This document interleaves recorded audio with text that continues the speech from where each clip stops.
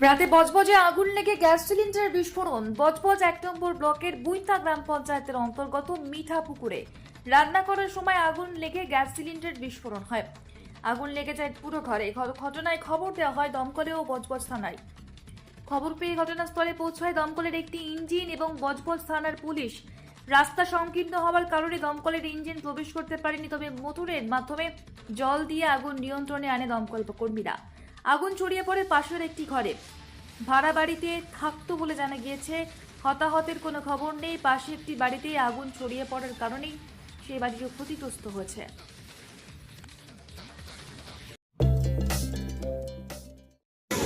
কালকে আসি গান্ধীর দর্শনের কথা হয়েছে, নিশ্চয়ই আপনাদের কিছু একটা ব্যবস্থা হবে।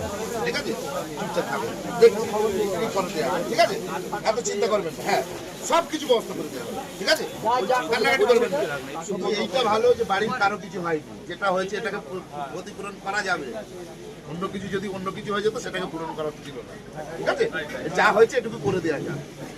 বড় কিছু হতে পারে, এটা নিয়ে মনে থাকবে না।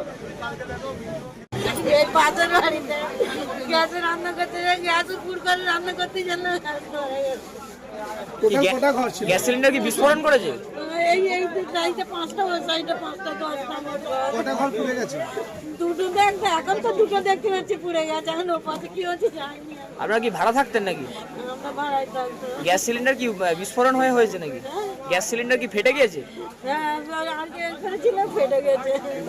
কি রকম গ্যাস ছিল? ছোট যে গ্যাস ওভেন সমেত? না, এই গ্যাস বড় গ্যাস ছিল।